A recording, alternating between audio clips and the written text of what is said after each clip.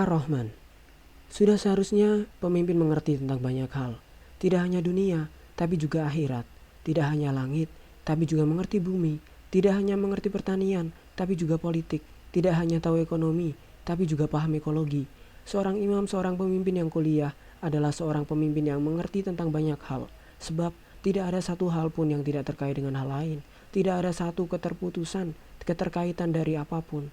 Oleh karena itu, ketika Allah berfirman, Ya ayuhan nas, Inna khalaqnakum min dzakarin wa unsa wa ja'alnakum syu'uban wa qabaila lita'arafu. Menurut terjemahan Kemenak atau terjemahan Al-Quran lain, diterjemahkan sebagai, Wahai manusia, kuciptakan engkau bersuku-suku berbangsa-bangsa. Kalau bersuku-suku berbangsa-bangsa itu, Ya ayuhan nas, Inna khalaqnakum min dzakarin wa mu'annasin. Pada zakarin wa unsa itu bukan laki-laki dan perempuan, tetapi dimensi kelelakian dan keperempuanan. Yang punya dimensi keperempuanan ini tidak hanya manusia. Maka di dalam peradaban bahasa kita mengenal bahwa kalau country itu perempuan, land itu perempuan, meskipun bahasa-bahasa yang berbeda menuju yang berbeda pula. Kalau di Indonesia, country itu tanah air itu ibu pertiwi. Tidak boleh disebut bapak pertiwi, ibu pertiwi, ia perempuan. Ini bukan sesuatu yang iseng-iseng, ini sungguh-sungguh. Kelihatannya kata-kata seperti ini sepele, tapi buktinya kekeliruan istilah ini teraplikasikan. Allah bicara mengenai memberi ilmu kepada manusia, tapi hulu ledaknya atau busurnya itu Ar-Rahman. Allah berperan sebagai Ar-Rahman. Kemudian berbicara mengenai pemberian ilmu. Allamahul bayan, memberikan penjelasan-penjelasan atau keterangan-keterangan. Wahai Ar-Rahman. Kenapa tidak berbunyi Ar-Rahim? Allamal Quran, Allamahul bayan. Kenapa Ar-Rahman? Pasti ada kandungan ilmunya, pasti ada kontekstualitasnya, pasti ada sebab akibatnya, pasti ada hulu ledaknya. Kita belum pernah membaca tafsir mengenai hal ini. Allah punya fungsi macam-macam. Allah itu satu, dan kita tidak bisa merumuskan. Kita tidak akan tahu Allah bila Allah tidak memberitahu mengenai dirinya kepada kita. Kalau Allah memberitahukan dirinya kepada kita, pasti hanya sedikit. Kita mengetahui tentang Allah sebatas yang Allah beritahukan ke kita. Kita tidak akan bisa mengenal Allah sama sekali. Yang kita kenal dari Allah adalah satu yang dijelaskan. Selain itu adalah gejala-gejala yang kita tangkap, indikator saja, tapi bukan Allah beneran. Kalau Allah beneran, kita tidak akan kuat. Nabi Musa saja bisa pingsan waktu di Bukit Tursina. Kita jangan sok tahu tentang Allah, karena kita pasti tidak tahu. Diri kita sendiri saja, semakin lama kita tidak tahu. Bila hulu ledaknya Ar-Rahman, bisa diartikan Allah menciptakan hamba-hambanya. Ini karena kasih sayang sosial. Dasarnya Ar-Rahman, bukan Ar-Rahim, bukan kasih sayang pribadi. Mungkin kalau dia menciptakan Rasul, menciptakan Nur Muhammad, itu Ar-Rahim. Allah sebagai pihak yang cintanya sangat privat dan dalam untuk Ar-Rahim. Itu tafsir saya. Tapi ketika Allah menciptakan semua berdasarkan Ar-Rahman, Ar-Rahman allamal Quran, khalaqal insana allamahul bayan. Kalau diteruskan, setiap kaitan kata itu akan menjadi buku besar. Rasulullah tidak pernah mengungkapkan apa itu alif lam mim. Kenapa Allah memilih huruf alif lam mim? Lalu selama berabad-abad sampai kiamat, orang-orang menafsirkan alif lam mim itu macam-macam. Ada yang mistik, ada yang magis, ada orang Jawa yang menafsirkan alif itu ketika Allah berdiri, lam itu ketika Allah ruku. Itu perlambang untuk memberi pelajaran ruku. Mim itu ketika sujud. Itu kata kita. Yang sebenarnya bagaimana? Hanya Allah yang tahu. Sama dengan bagaimana bunyi ayam yang benar. Orang Sunda bilang kongkorongkong. Kata orang Madura kukurunuk. Oh, Jawa bilang itu kukuruyuk. Jangan bertengkar mempertahankan yang benar itu kongkorongkong, kukurunuk atau kukuruyuk. Yang benar adalah ayamnya. Kita ini bertengkar terus karena mempertahankan kongkorongkong, kukurunuk atau kukuruyuk. Kita tidak mengerti peta sebenarnya bagaimana proporsinya menuju Allah. Jadi alif lam mim sudah bikin kita gusar. Dzalikal kitabu. Kenapa dzalikal? Bukan hadzal kitab. Mungkin ini positioning komunikasi.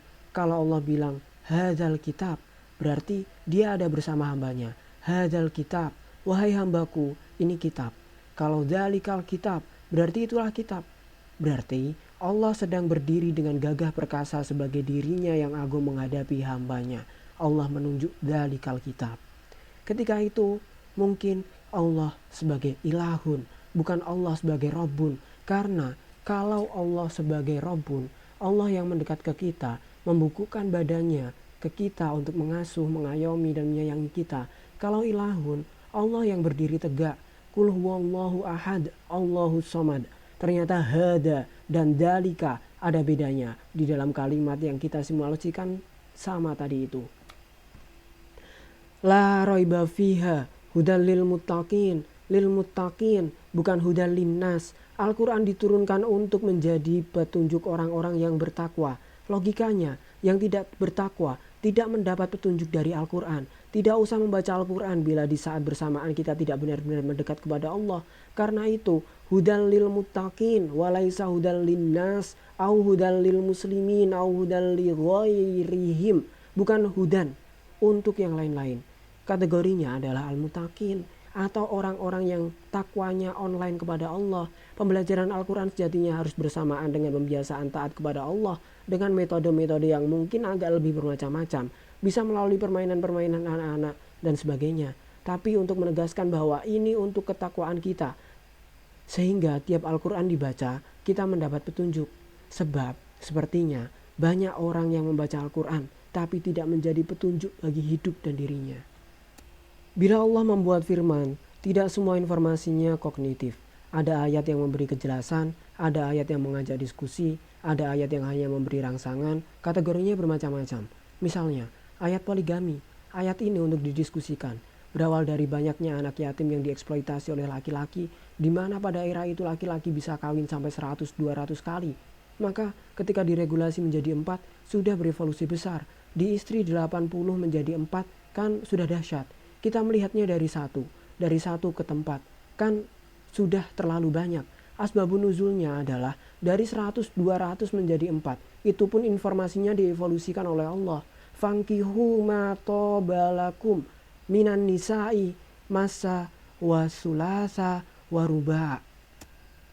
Supaya anak-anak yatim tidak dieksploitasi dan dirongrong hartanya. Oke, tidak apa-apa, kawinlah kamu 2, 3 atau 4. Itu efisiensi yang luar biasa. Dari 200 ke 4, itu pun Allah masih memberi peringatan. Kalau kamu merasa takut untuk tidak bisa berbuat adil, kawin satu saja. Allah menjelaskan pelan-pelan lagi. Tidak langsung, Allah membawa kita ke usul fikih dulu. Tidak langsung ke fikih. Jadi tidak apa-apa nikah 4 kali.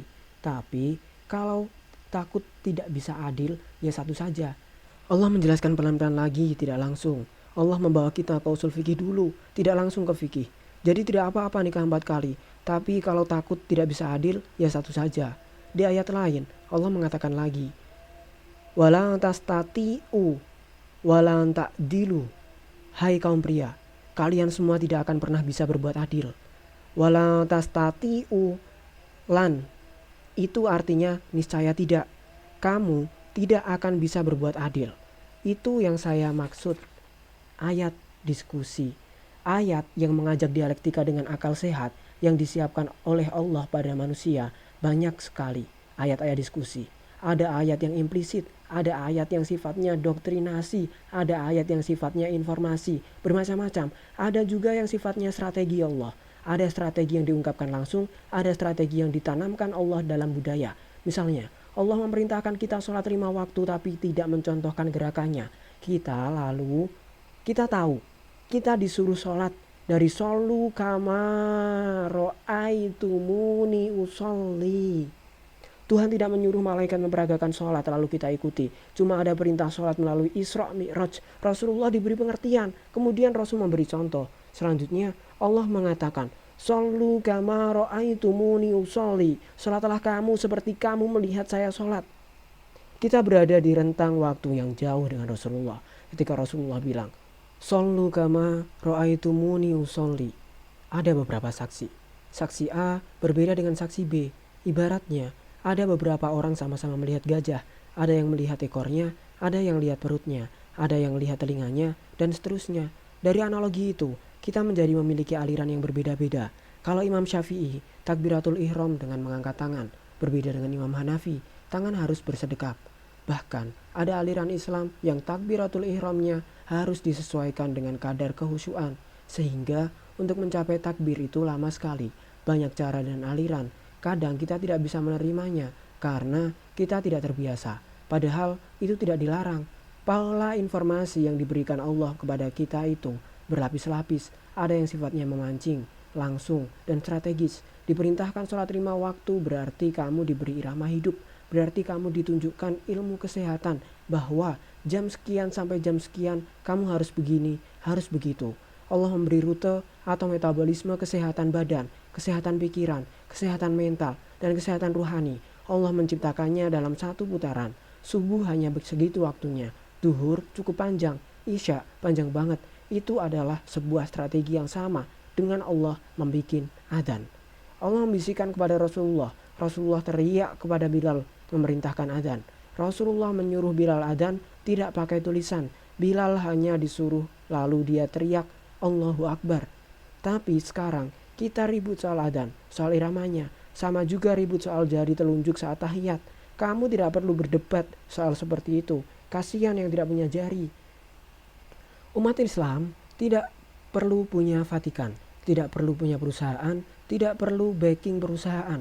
Coca-Cola dan Kentucky menyokong dana ke Vatikan untuk mengkristenkan seluruh dunia. Islam tidak punya yang seperti itu sama sekali. Cukup pakai adzan, kalah semua. Coba, kalau di Indonesia sekarang ini tidak ada suara adzan, bisa stres semua orang. Suara adzan itu nyebelin, tapi bikin kangen. Jangan ragu dengan kekuasaan Allah. Jangan ragu dengan kehusuan Allah. Allah itu subversinya luar biasa. Subversi untuk mengislamkan orang di dunia sangat luar biasa. Kita diam tidur saja, seluruh dunia akan masuk Islam. Tenang saja, kita tidak berjasa apa-apa. Kita cuma disuruh jangan bertengkar. Dakwah dai tidak akan bisa mengislamkan. Berbuat baik sajalah. Dai itu yang memanggil. Everybody, everything is dai. Burung berkicau itu dai. Angin yang berembus itu dai.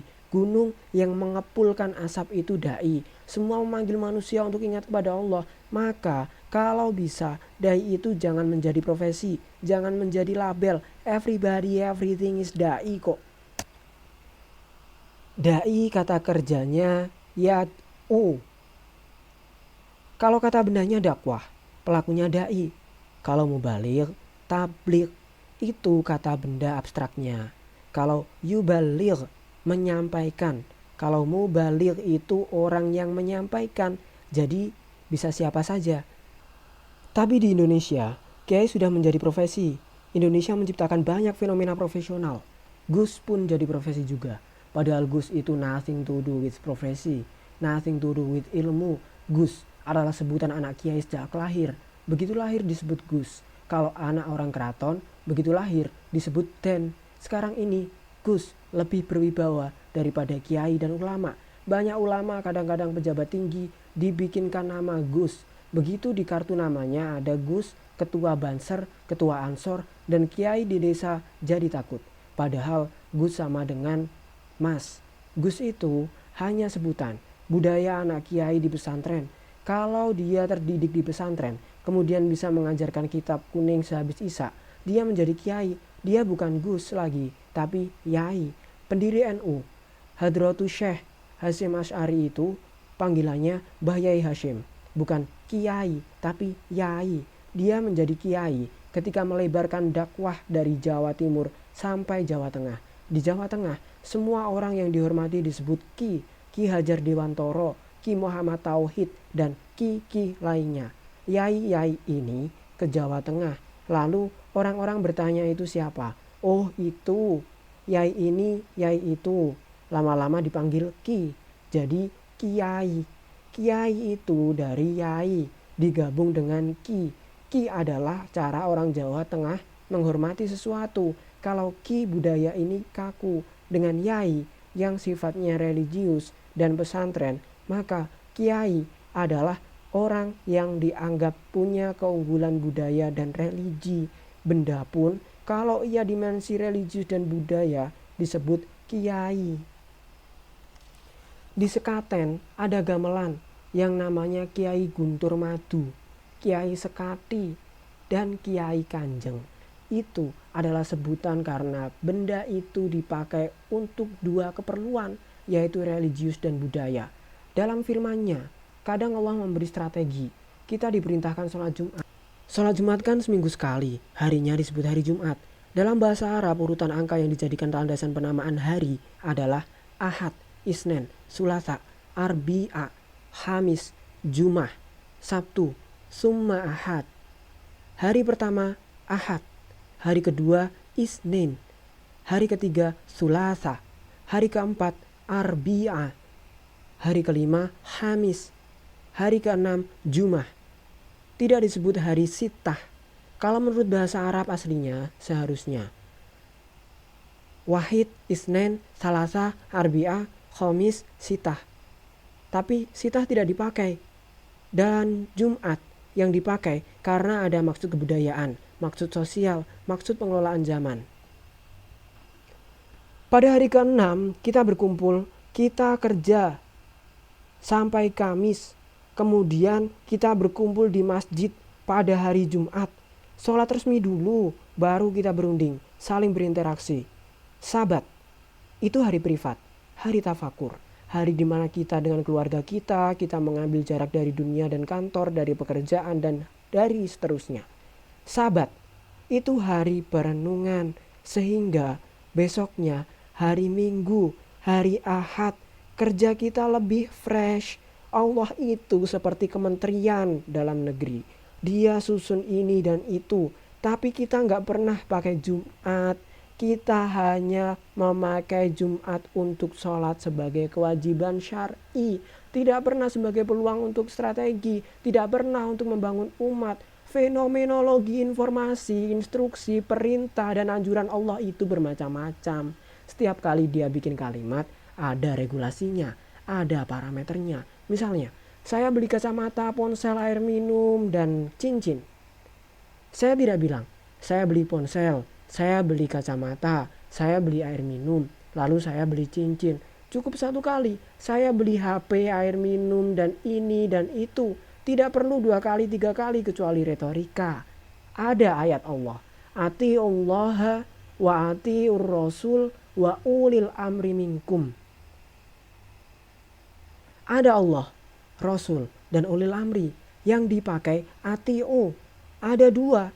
Atiullah wa atiur rasul wa atiu ulil amri minkum. Dari 3 yang disebut, objek perintahnya hanya 2. Ini yang disebut retorika. Ini yang disebut susastra. Yang disebut balaghah. Mungkin ia uslub. Mungkin ia tingkat diplomasi Allah. Mungkin Allah dan Rasul itu mutlak untuk kita taati. Tapi kalau imam, ustadz, kiai, gus dan sebagainya nanti dulu. Kira-kira seperti itu. Seseorang punya hak untuk langsung taat Allah dan Rasulullah. Karena taat ulil amri ini bisa bikin pusing. Idul Fitri saja tidak sama. Kita jadi bingung berpegang pada siapa. Karena kita tidak mempunyai kesepakatan tentang ketiga ini. Kalau orang awam ditanya gini gitu, apa dalilnya? Apa kitabnya? Kata kiai siap? Mereka tidak pernah bertanya, apa kata Allah? Apa kata Rasulullah? Yang mereka tanya, apa kata kiai? Itu kalau orang awam, orang kelas menengah ke bawah. Sementara orang kelas terpelajar sangat percaya kepada ulil amri. Ibnu Katsir, Jalalain, Ibnu Taimiyah, Imam Ghazali, dan semua ulama-ulama yang penulis kitab-kitab itu hampir seperti Al-Quran sendiri bagi mereka. Menurut kitab ini, menurut kitab itu. Padahal posisi para ulil amri pasca Rasulullah itu sama semua. Kalau kitab kuning dibikin, sebenarnya kita sekarang juga bisa bikin sendiri. Tapi jangan menafsirkan. Harus wali yang menafsirkan. Harus punya kredibilitas iman yang luar biasa. Sehingga kita tidak akan pernah percaya kepada siapapun. Yang kita percaya adalah kitab yang sudah jadi. Mengenai ulil amri, saya kira metodenya adalah ijtihad, ittiba, dan taklid. Ijtihad adalah orang yang ketika mengambil keputusan dengan mencari sendiri. Mencari dari Al-Quran, dari hadis, dari ijma', dari qiyas. Semua dia cari. Kemudian dia ambil keputusan. Itulah seorang mujtahid. Orang yang tidak sempat melakukan itu memilih untuk ittiba, mau mengikuti Rasulullah langsung. Dia tidak bisa mengakses Rasulullah langsung, maka ikut yang terdekat.